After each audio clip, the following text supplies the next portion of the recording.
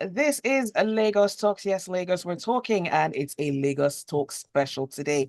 We have the analysts in, and we'll be looking at some of the big stories that made the headlines that you obviously were part of in Nigeria all through the years. So I'm going to start off with introducing our analysts who very graciously gave us their time this morning. I'm going to start with Mr. C. Good morning, Mr. C, and welcome. Good morning, Zibby. Good morning, Nas. Good morning, Lagos, and compliments of the season. And Wade, of course. Welcome, Wade. Good morning. Good morning, Z. Good morning, Mr. C. Good morning, AB. Great to hear your voice for the first time. And good morning, Lagos. Great to be here. And of course, AB. Welcome, AB. Good morning, and thank you for coming through. It's a privilege to join you guys all in this season, and I look forward to a great conversation. Good morning, Lagos. All right, just to remind you of the days that you can catch the analyst, Mr. C comes in on Mondays and Thursdays on Freshly Pressed. Wadi comes in on Tuesdays, and AB comes in on Mondays and Fridays as well. So let's get straight into this one. It certainly would have affected a lot of Nigerians. I bet you may have been affected as well in some way. The Naira redesign project and the effects. Wade, you would kick this conversation off for us because you are a figures person, you are a Naira and pounds and Dutch mark kind of person. So pick it up for us. Yes, Nigerians went through a lot of hardship, and we're still going through this, not as bad as the end of 2022 and the beginning of 2023 because of the design. I want the firm. I am still a firm believer in the fact that I did believe that the currency needed to go through that process. Maybe the underlying issue for changing the currency were not right, completely right. And then secondly, the time frame was a bit short, but that wasn't the first time in Nigeria. It had been done, I think, in 1983 by then head of state of Nigeria, Buhari, who also changed it, and it was within a short frame of time. Too much money too much cash was in circulation, but about 80%, almost 90% of our cash was outside the banking or the financial system. And we're even seeing the effects of the cash in the system in terms of the economy, because inflation was continually rising. And at the end of the day, I think the coordination towards ensuring that the cash was available or made available to Nigerians was terrible. The implementation was completely abysmal. And the then CBN government,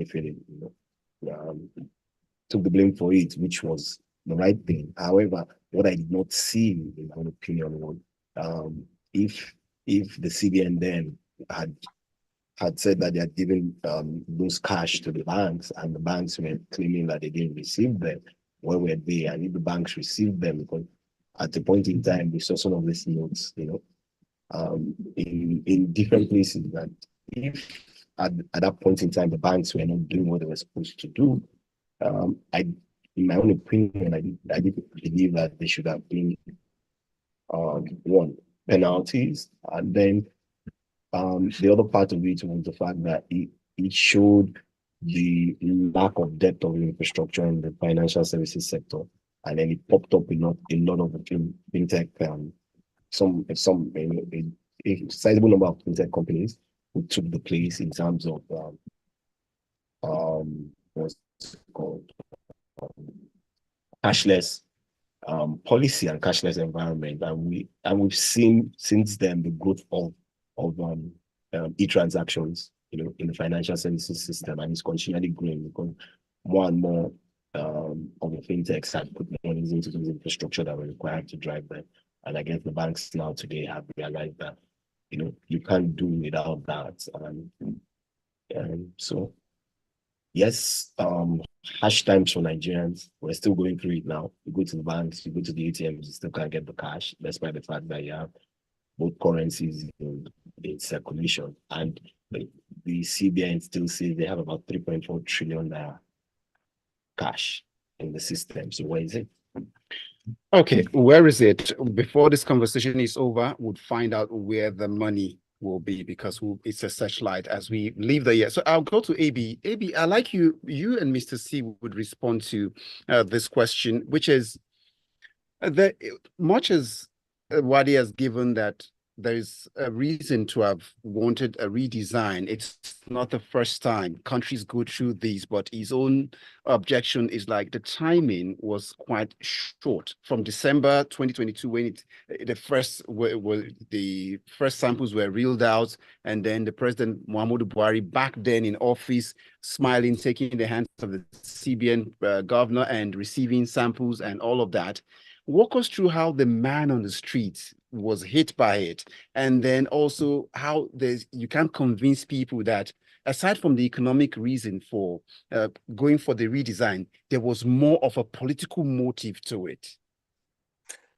Now, first of all, I've gone on record many times as saying, based on the reports and the theory behind that Naira redesign policy, like Wade has said, I am a hawk for that redesign policy. I think the fundamentals were correct and good. The goal being to bring more money off the streets and into the banking sector to therefore be available for proper banking. In 2023, as it is still, it's not really ideal that cash is still a major form of transaction. So based on what was said about the numbers, the numbers of notes outside the system before the policy started and during that policy, it had merits, and I cannot take that away from it. However, the implementation was abysmal. The people who were trying to make it happen, and I believe there were elements of sabotage. We heard of situations where allegedly some notes that were still wrapped in the plastic were put into ATMs. That clearly to me looks like sabotage. But if that actually happened, that's would like you to speak. Okay. If that actually happened, am I audible? All right, we'll see if Ebi can join us again, and we can hopefully audible? get a better connection. But let's come to Mr. C. Okay, thank you. So, just like again, I believe that the general ideas behind the design policy was good, it was correct. And it was truly shocking that a large percentage of the total cash in circulation was outside the conventional system. Now, it is correct to say that the policy was not really appreciated by the common man on the streets, as a mass has alluded to. And there are a number of reasons in this. One, I've gone on record several times, freshly pressed, as saying the time frame was too short. And I constantly gave the example of what is going on in the UK. The Queen passed on, her son became the new king. There are two sets of notes currently in circulation in the UK. Notes that bear the image of Queen Elizabeth and notes that bear the image of King Charles. But at some point next year, I believe, or is it possibly 2025, the notes that bear the image of the late Queen will cease to be in legal tender. So they gave a reasonable period of time. But more importantly, apart from the short period of time, was the fact that Nigeria is supposed to have become more cashless. We started this cashless journey in 2013 or 2012, circa 12, 13. And if we look at the success that has been achieved in Kenya, in Ghana, where mobile phones have become mobile wallets and people are not saddled with the obligation of carrying cash. The question is, why haven't we gotten there? Why have we gotten to that point in Nigeria? There are a number of reasons.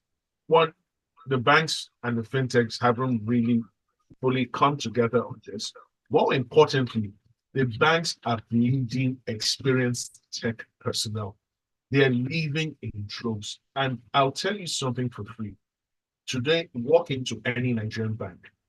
what the guys in the tech or IT unit earn is easily 2 to 3 times more than what their colleagues earn in other units, and still, they still leave. That is why we're having a lot of challenges with transfers, with remittances. It's just ridiculous. And when the experienced people leave, what you're left with is starters, beginners, people with less experience, and it's been a challenging problem. Tack onto that the problem with internet connectivity.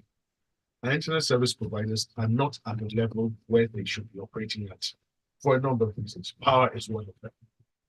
Then you then have fiber cuts where they're working on a road, they dig up a road, they cut the fiber points in several areas, and then there's a service disruption. So there are a number of reasons, but is the Nile redesign policy in itself good? Yes, it is. I stand by what I've said. It is a good policy, but maybe we should review the process of implementing it and make sure that it's better.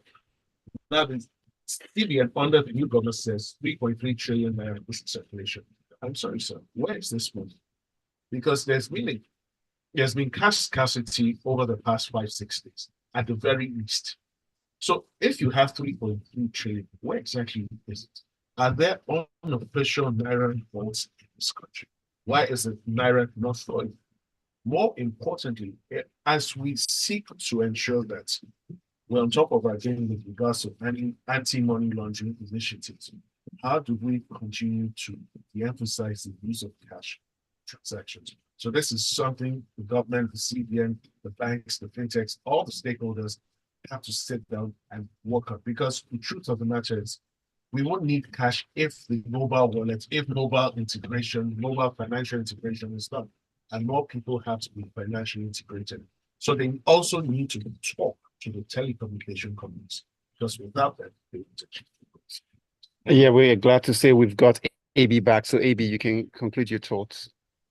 Very quickly, yes. As I said, I completely supported the policy for the principles behind it, but I thought and I know that the implementation was abysmal. I too suffered. I bought 5,000 for 5,000 naira. It was a horrible period.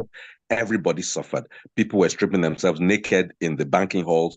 Buildings were being burned from frustrated people. That was illegal, but it was happening out of frustration. Now, did you notice something at that time?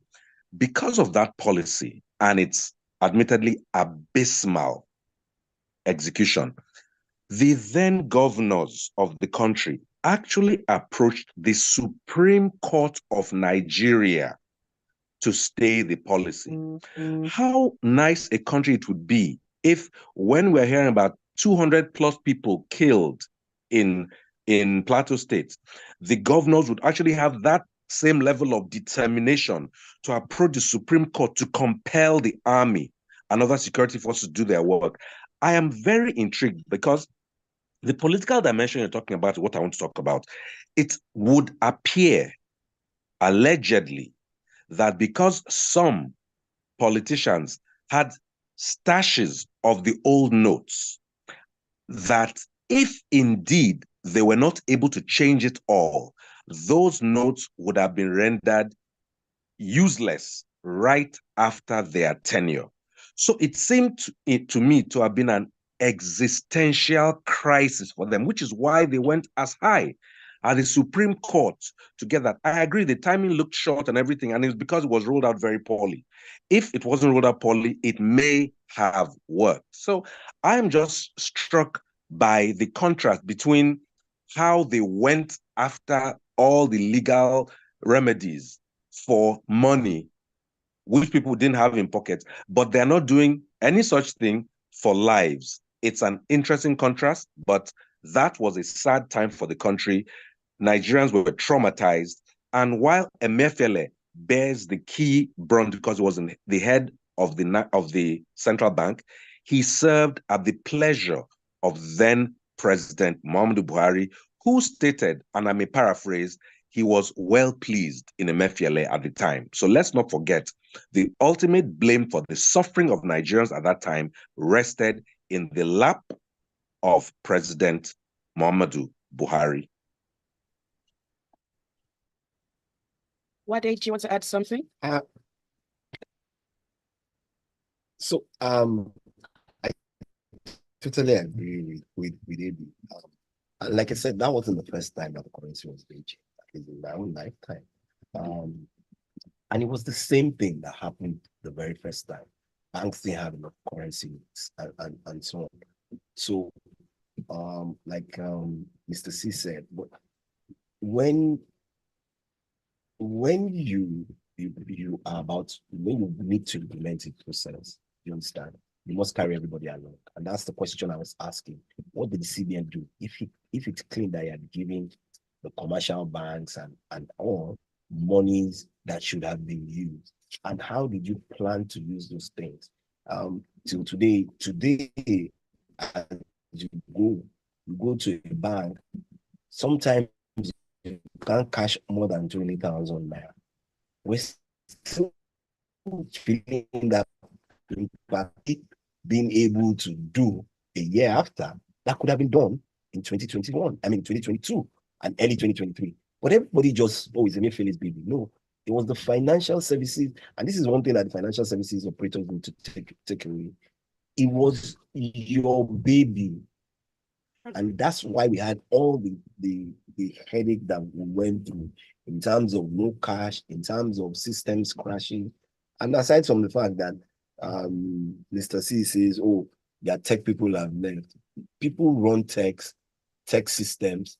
You don't have to be there. Do you understand? There are businesses that have their tech systems outside their countries of operation. But the fact remains is proper planning was not done. In my own opinion, did the financial services operators do the things that they needed to do and work with the CBN? I don't think they did. Whether it was personal or official. And then thirdly, have we seen the upgrades of this infrastructure? We won't see them for at least another 5 years. Why? Because it takes time to put these things in place. But it showed us the gaps within the system, and that for me was huge. All right, Mr. C, I know you have a bit to add, but we will come back to you on the other side and take some of the messages that we have coming through as well. It's a Lagos Talk special on the big stories from 2023. Stay with us.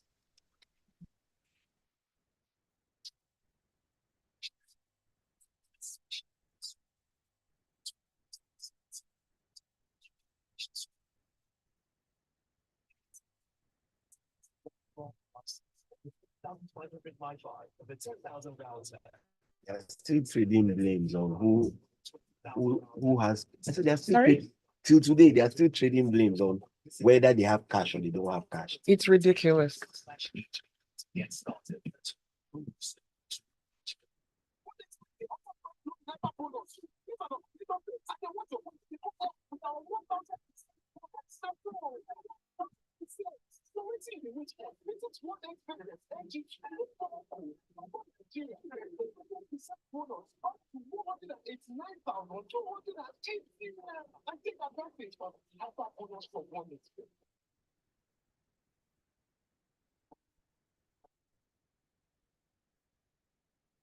The plate of jollof rice to the next level of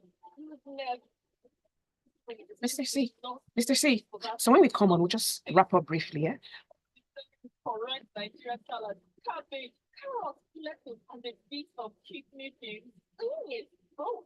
Season your jollof with the rich taste of non-cheese and serve with plenty of vegetables. So, go ahead and elevate your food today.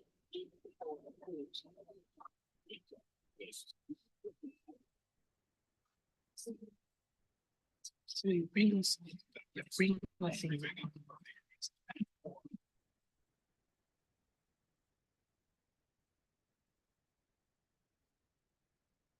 Smooth 98.1 FM is still Lagos Talks 981, and it's a special as we wrap up events for the year 2023.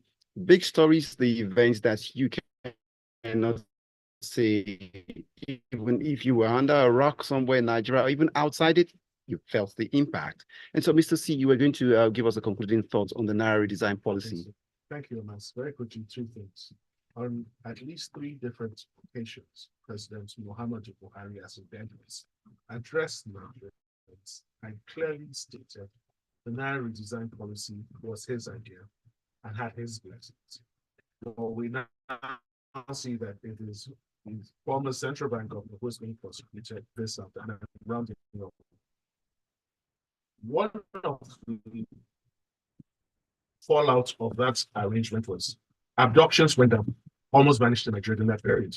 Because we must remember, abductors do not collect transfers. They collect cash. There was no cash anywhere.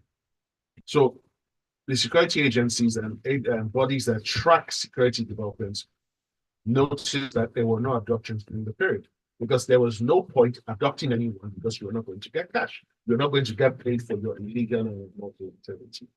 So that's just something to point out there. All right, thank you for that, Mr. C. Thomas? And so let's, from the Naira redesign policy, it was that which irradiated us into the 2023 general elections in the midst of all of that, and the hue and cry, even from a presidential candidate at one point in time, saying with the absence of the Naira, voting would even go ahead, and that takes us into it. The general elections, Mr. in 2022 that culminated in the elections, the presidential election in February. And then let's look at it. Bill, that you now contrast that with elections in the past. Did it look like this year's election learned anything positive from the past? Or did it become a case of the present being worse than our past? Okay, thank you. So the 2023 elections were quite interesting, were quite unique, because for the first time ever, we had a candidate representing what is generally considered as the 3 major ethnic groups. Now, there was some sort of general idea among some of the parties that the candidates should come from the southern part of Nigeria. But we then noticed that the People's Democratic Party fielded in northern candidates. So in the run-up to elections, we then had this Naira redesign policy, which sort of stifled the amount of cash in supply, because traditionally, in previous elections, there's always been cash to splash around before the elections. However, there was very little cash to splash around. So the 23 elections were eagerly anticipated. We noticed that for the debates, both in Nigeria and outside Nigeria, that one of the major candidates, in fact, the current president, did not attend any debates, but he rather chose to focus on campaigns and town halls. What he described as town hall, considered to be mistakes to elections. Now, come election day, this is arguably the most anticipated election since the 1993 elections. Everything was a bit on the damper. Beaver's machines weren't working. And then at the end of the election, in multiple locations, the INEC agents were now getting stories from them that they couldn't upload the results. Now, on the first day, we had the presidential and National Assembly elections. The National Assembly results were easily uploaded. The presidential results could not be uploaded. Then fast forward 2 weeks or 3 weeks later, we had the gubernatorial elections. And then we then had the absence. And then, more importantly, this year marked a severe drop in voter turnout. Now, in previous elections, there are certain states, the 3 Ks in the north, where you would typically find at least 1.5 million people coming out to vote and voting in respect of particular parties and particular candidates. And the 2023 elections all over the country, states which had previously recorded voter turnout in the millions struggled to hit 500,000. So it did point out something. Either previous figures were not correct or not factual, or there was so much voter apathy which does not correspond or tally with the frenetic outlook or hope that was expected before the elections. And then we then had the results that were announced. Now, when the results were announced, there was relative silence across the country. Even candidates who presumably won or who were the beneficiaries of the declaration of the results were surprisingly very quiet. He then got the election appeals. The presidential election tribunal delivered its judgment. The judgment was contested by the two candidates who lost. They went up to the Supreme Court, and the Supreme Court affirmed the decision of the appeal court tribunal, and we're where we are today. Now, whether or not we learned any lessons, it's hard to say we learned any. I would say that people tried to come out to vote. INEC also frustrated a lot of people by not getting them their new centers, by not ensuring they could get their PVCs out. But in terms of the conduct of the election, I think we improved, except for some places where some people were determined to continue the old ways. But generally, for me, it was an impression. I'll go to Ebi.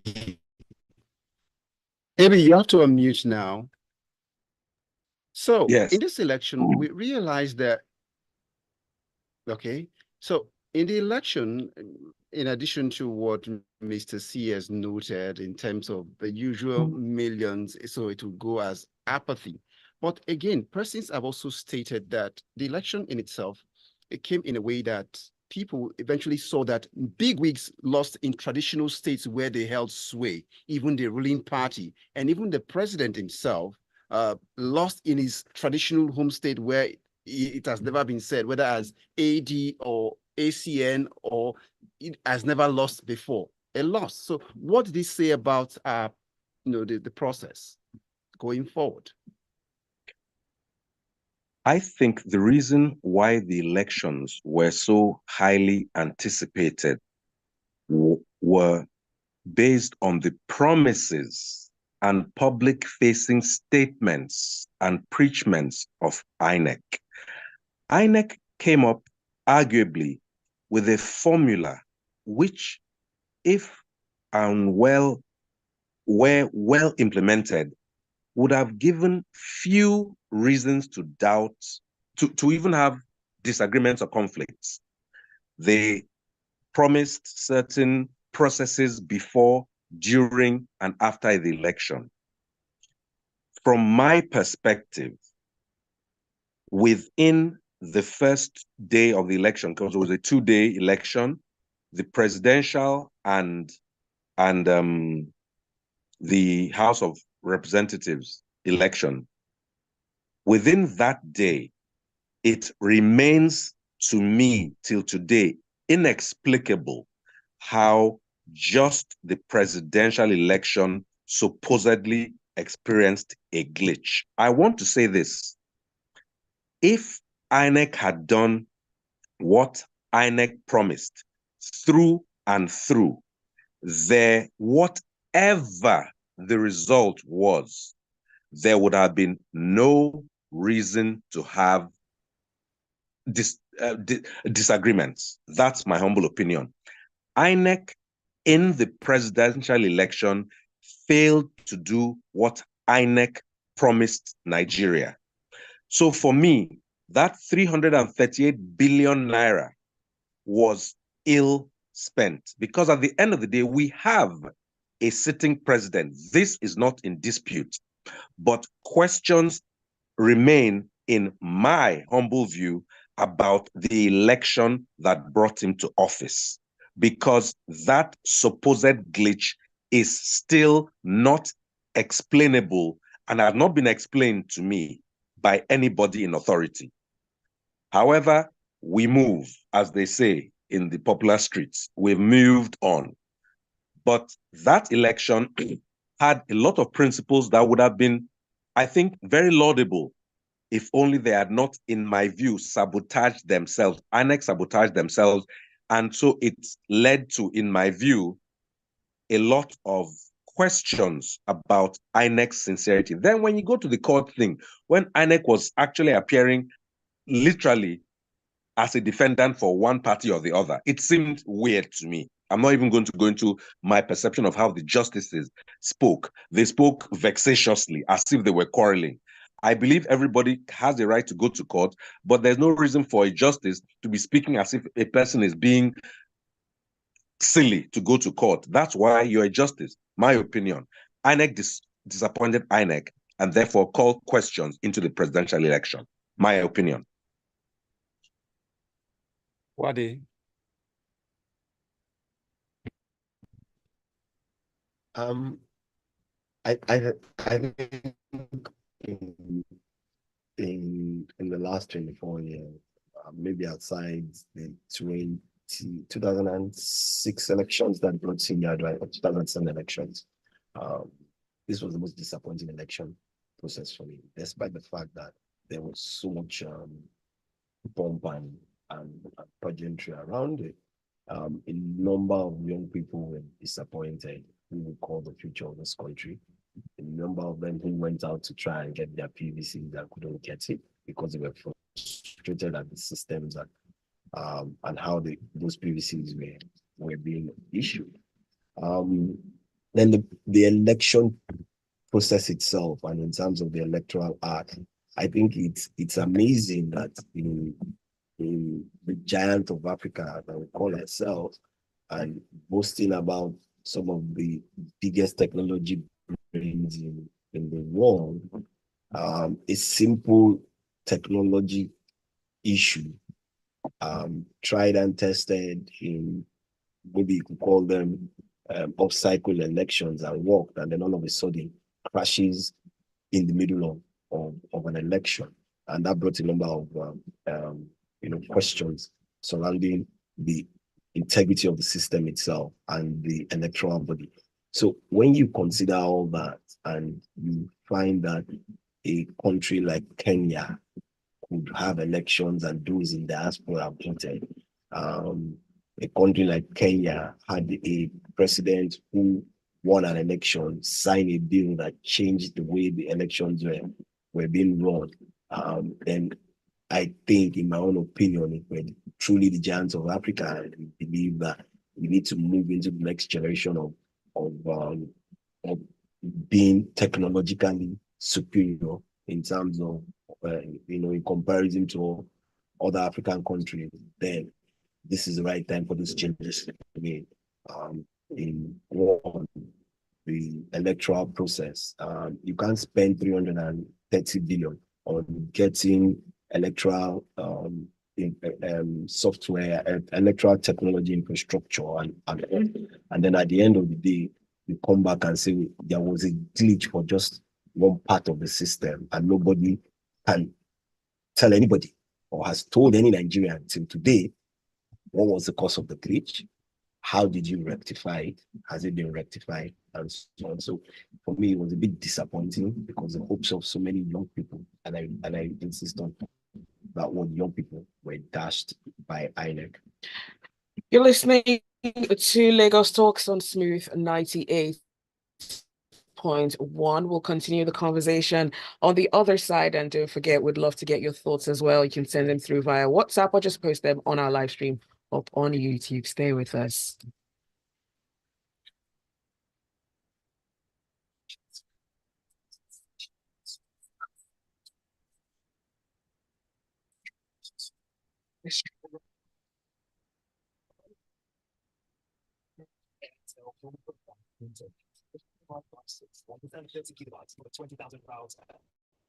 With instant 100 gigabytes. Hurry to the nearest Intel shop or visit www.airtel.com.ng/HB to get started. Airtel.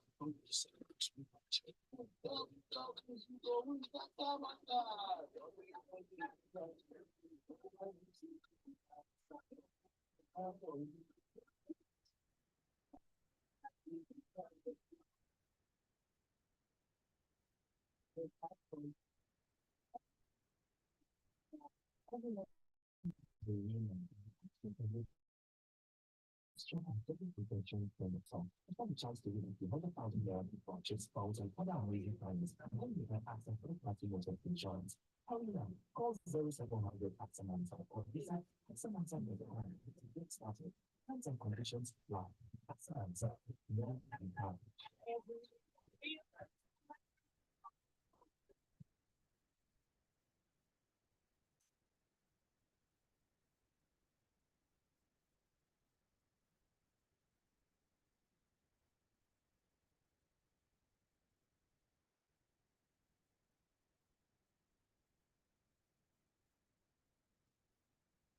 Watch Hurricane Lane, Jack Reacher, Rapid Flight, LOL Night, She Will Pay on Prime Video. Start your free trial today. Receive 6 to 5 belong to the shop later. Now, why anytime I want shop like this? I think it's better take this time. For my dad college, after I don't fix my fish, I go pour potatoes, onions, kakashi, and fufu. It's called red cookies. For that delicious day. Because my people go like that, like with chocolate. Down all your food with correct vegetables. From the dinner with nothing. For that overnight, it's just day. Today, chocolate. My name is Ebi Bozimo.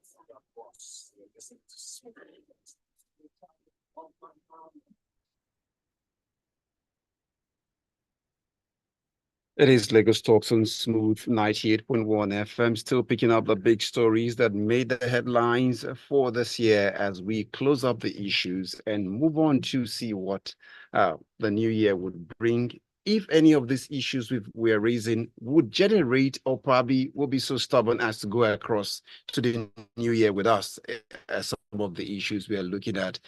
So we move on now to pick up the next line of story, which is elections have come. The Naira redesign policy came before elections, then came elections.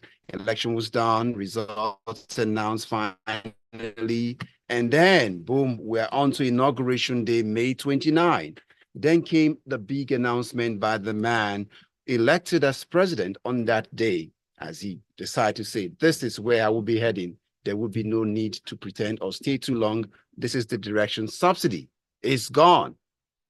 Before the guest and the president would leave the venue, Eagle Square venue, guess what? The queue is already piling up already, filling stations across the country. But Mr. C, Ebi and Uade, I'd like you to first begin to respond to this. First, in campaigning, all three major contenders said subsidy has to go. So why was the statement from the president on his inauguration day supposed to be a surprise in the first place? So everybody believed that subsidy was going to go. Everybody believed that what the immediate challenges were, and now say, okay, I give myself 30 days and then we'll work out those modalities and then we'll yank out subsidy. But one thing that was certain was, I guess, based on the handover that were given to him, it was obvious that the previous administration had not budgeted beyond May 31 for the subsidy, and it wasn't really, I don't know, I didn't see, and he wasn't willing to do that. I'm a firm believer that subsidy should have gone a long time ago, and I continue to insist on that. However, what has transpired over time shows me and makes me, and I can see, and speaking to those that I know within the industry, that subsidy technically is still in place. Why do you say that? Oil prices have gone up, exchange rate has continually, flip-flop, and the price of petrol is still 600, on the average 650 naira across Nigeria, which is extremely low. Where you see the price of diesel hitting 1,000 naira, swinging between 850 and 8,000. See the price of kerosene swinging between 800 and 1,000. There's no way in the world, based on the numbers that you have to get foreign exchange to buy these products.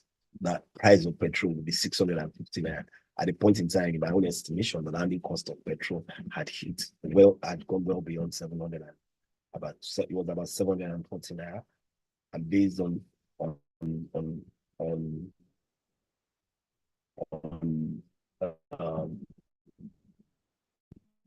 knowledge that I have, buttressed that fact. A few days ago, the World Bank was saying that they need to move the price of petrol to 750 naira. So what's the essence? The essence for me in terms of taking a subsidy is on the basis that you would put it into building the infrastructure in Nigeria, logistics for roads, movements of food, of goods and services across Nigeria made easier.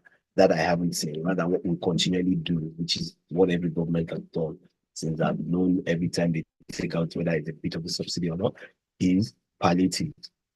States got 5 billion each, and practically 99% of the states have not been, or people in the state will tell you that I didn't receive anything. Even the funds are meant to be paid to the vulnerable. The number of people are asking, where is it? How has it been paid? But we've seen the effect from the Federation account. And this is something that I think this administration needs to sit back rather than continually borrowing money. Stop funding, teach the man to fish rather than give him a fish. You are just probably every time you give, the next time you give him a fish, the head of the fish is just getting more and more water. So I'll leave it at that. All right, so Mr. C, I'd like you to go over now. There's closely connected to the subsidy removal is also something novel in itself, where the administration announced this year that starting from next year, there would be student loan already, and sent a bill across to the National Assembly. So I'd like you to speak to this, and projecting into the new year, what do you see the government doing? And do you see like the subsidy, this is properly arranged already so that we don't get there and begin to ask, what's the process? Okay, so thank you. Concerning the student loan arrangements, it sounds tokenistic to me, and I'll explain why. Now, you plan to set aside the sum of 50 billion that was provided for in the 2024 budget.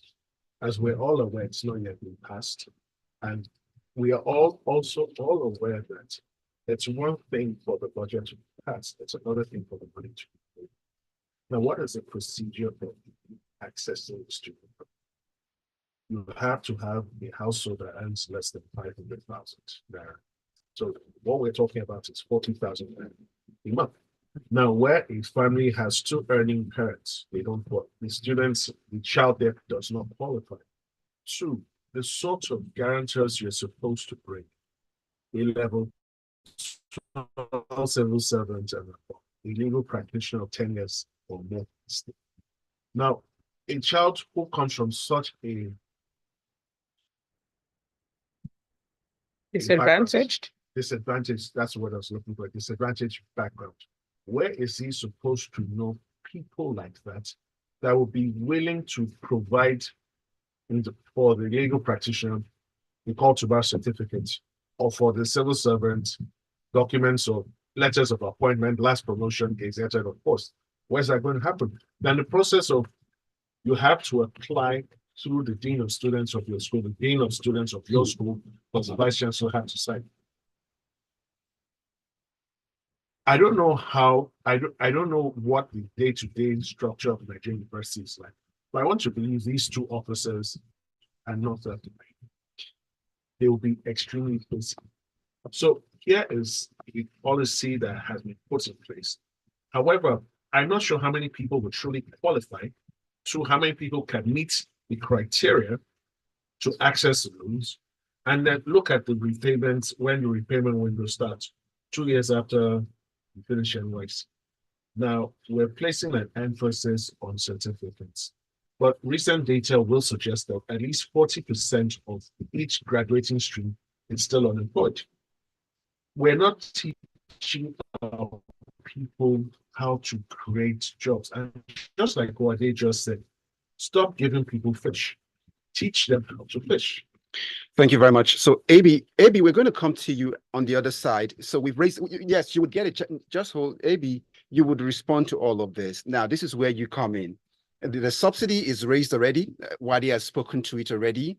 And then the student loan raised by the government has been raised. And then there's another major issue which we've seen where it's uglied up. It's been happening over the years, but it seemed more prevalent this year, according to the records. That's the jackpot syndrome in the health sector. You would stitch all of this together for us on the other side. It's still Lagos Talks 981 on Smooth 98.1 FM. Stay tuned.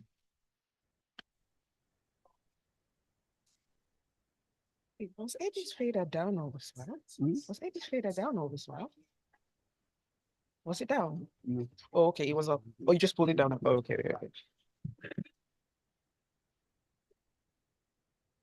Somehow, whenever Mr. C and Wade start talking, it's low, then it gets louder. Is that Okay, something? go ahead. You were saying? No, I said what- whenever they start talking, it's kind of low, then it gets louder. Is that something deliberate? I find it hard to hear them when they first start talking, then it gets louder. I don't know whether Oh, that's Wow. something. Anyway, but thanks for I'm hearing them. Thank you. appreciate.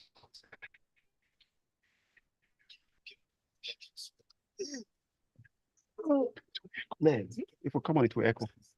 Yeah, shouldn't it be muted? It's muted, so why can't we hear it? Okay, I can't hear it anymore though. But I was hearing it just now. Okay, now I can hear it. Oh well. we're almost done. That's why it's doing that. Nigeria, these are the three things that I just spoke about this morning. And we are back here now. When are the three main issues in Nigeria? Subsidy.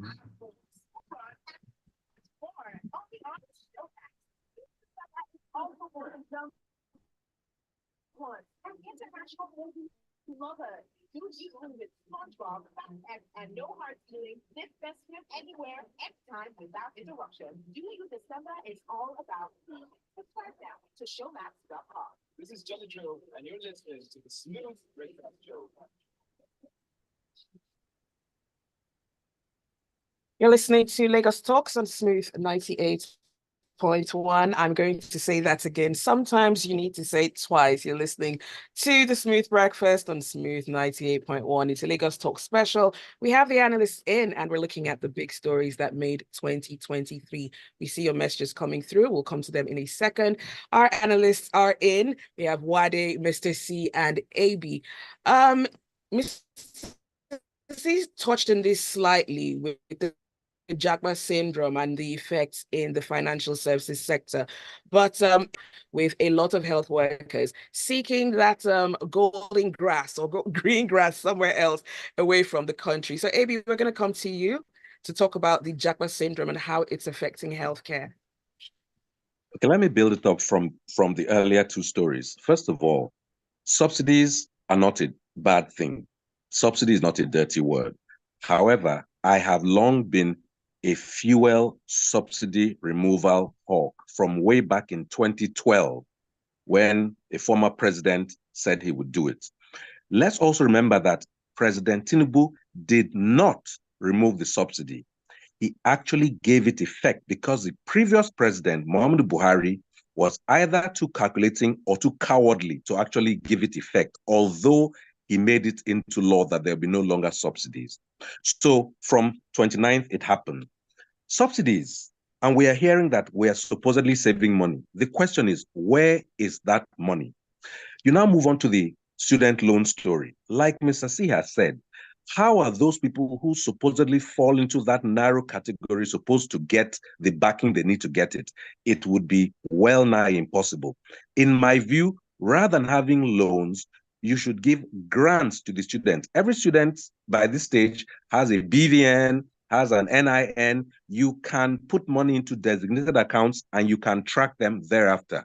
So rather than talking of giving students loans, give them grants, because after all, you do grant rich legislators bulletproof and other types of jeeps. Now, onto the Japa story. One of the most fatuous things we heard in the past year was somebody making a proposal that doctors should not be allowed to leave the country for at least 5 years after qualification. And on a lighter note, somebody made a very good statement that if the doctors are forced to stay, then all categories of politicians should also be forced to be treated by those doctors for that same 5 years. That's on a lighter note. People are leaving not only because of money. Money is an important factor, but many being a doctor is a service, a life-giving and preserving service. If you don't have the equipment, if you don't have power, if you don't have the reagents for research, if you don't have the drugs, then you see all your knowledge almost wasting, and you see people dying from things that could have been avoided. So the Jagba syndrome, as it's now been called, is not just because in the medical sector, it's not just because they're not paid. It's bad enough that they're not paid. I personally feel doctors, among other professionals, because they have the opportunity to touch lives directly, should not have their condition of service joked with, and all medical professionals, of course. But many of them are leaving because they just want to be able to practice what they have spent so much time and energy to learn, and to, where possible, give life, or at least make life better. The Japa syndrome can be addressed by administrative changes. The same dispatch with which this new National Assembly got in and quickly signed jeeps for themselves could be used to apply. Listen, we heard that the Minister of the Federal Capital wants to build a brand new building for the Vice President for 15 billion naira. Do you know that if you spread a portion of that money, maybe 12 billion naira, around all the federal medical centers in Nigeria, you could ensure that they have 24 hours of power. They would have all the technology they need to function, and the medical staff and personnel would also be provided for. But no, our priority is to build a brand new house for a vice president when the former vice president was not living underneath a bridge. Go figure. So it's really a matter, if you want to remove JAPA or reduce JAPA in the medical profession, at medical professions, because the doctors, the nurses, the lab techs, is everybody, you can redirect the money you are, in my view, wasting on the National Assembly and put it into our medical centers. Unless you have a healthy population, you cannot attain those projected numbers for GDP growth and education and poverty reduction. You cannot. You cannot have rich people in poor health. In fact, the first point of reference for personal wealth is good health. So I just think it's a case of the National Assembly getting it all wrong, prioritizing the wrong things, and then coming out tomorrow to tell you want to give the poorest of the poor loans, and you want to tell doctors to stick around. Why should I stick around if I do not appear to be appreciated by my country? Hey, I have a sister who's a doctor, so I'm biased, but that's not the point. She and her colleagues are overworked every day, and nothing is worse than a doctor who is overworked, because then you have the opportunity for mistakes to creep in, because they are humans first and foremost. So the JAPA syndrome is not magic. It is happening because the politicians themselves JAPA every day to get medical attention outside. Maybe if I were a doctor, and maybe if I did not want to follow the good rules of medical ethics and Hippocratic oath, I would make sure that as a doctor outside, I get the biggest, largest, longest, biggest injection to give them whenever they come to meet me abroad. But I'm not a doctor, Ebi, so that won't happen. all right, that's where we let Ebi just think. Let's go, Mr. C. We have a political situation which you need to quickly help us clear. So I think let's just 30 seconds. We're sitting on a powder keg. We've lost over 15,000 nurses this year alone. We've lost over 7,000 doctors this year alone. How many doctors, how many nurses are we producing every year to fill the gap? This is a live topic. All right, we have just about 2 minutes to go. So now let's go to Ondo and River State. They are a situation which is looking like, well, this testing the political structure of our country. Speak to us how this would shape further into 2024. Okay, so very quickly, starting with Rivers.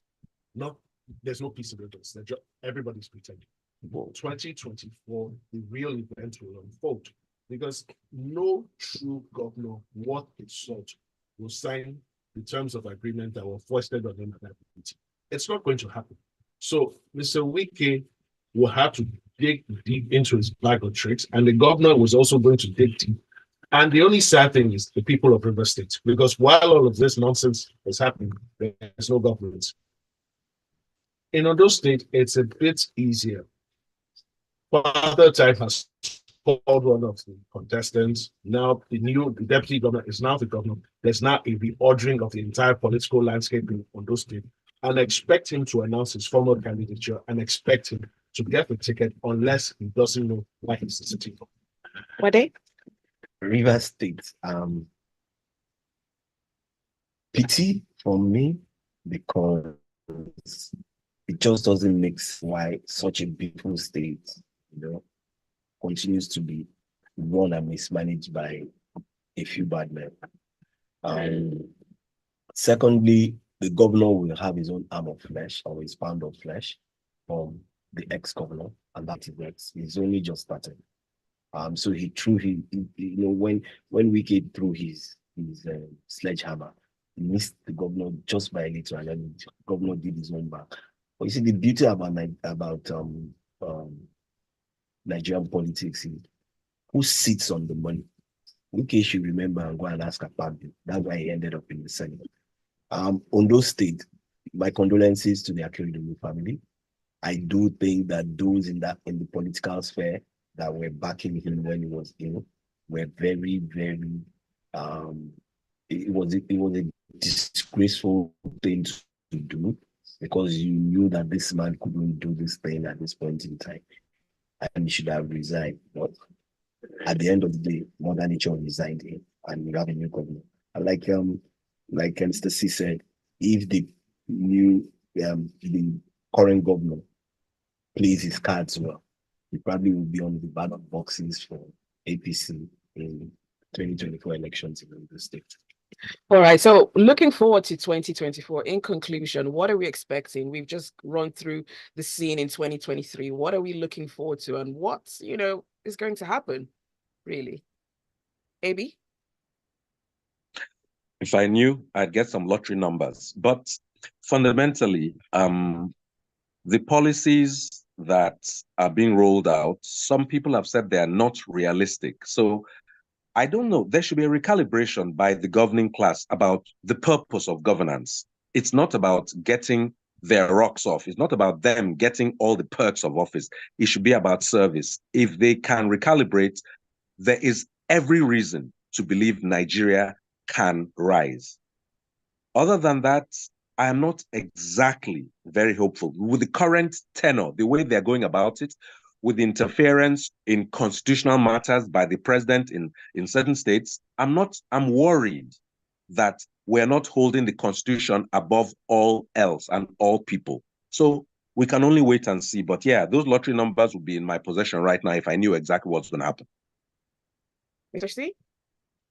Okay, thank you very much. So 2024, unless something fundamentally shifts, it's going to be renewed hopelessness, more confusion, more inertia from the political class, and more economic frustration. And we might see bats touching the walls, and then the reactions that come after the bats touch the walls. Uade? Wow, 2024. First half of the year is really, really critical to Nigeria moving in a forward direction. I don't know where it's going to come from, but they need to stabilize the exchange rate. Something tells me that they might not be able to do that, so it's going to continue to flip-flop, and if it continues that way, I just don't want to think and imagine the kind of backlashes that will come. And then secondly, 2024, state governors should prepare for themselves, because people are beginning to put the searchlights on them. And with what is happening in Rivers and what happened in Ondo, it's just the tip of the iceberg for state governors in 2024. All right. Well, thank you so much for listening. Thanks for your messages, and special thanks to our analysts who have been here with us all through the year and on this last official day, looking through the year. So thank you, Ebi. Thank you, Mr. C. Thank you, Uade, for being with us on this Lagos Talk special this morning. That's it for Lagos Talks. Stay with us. There's a lot more to come on the Smooth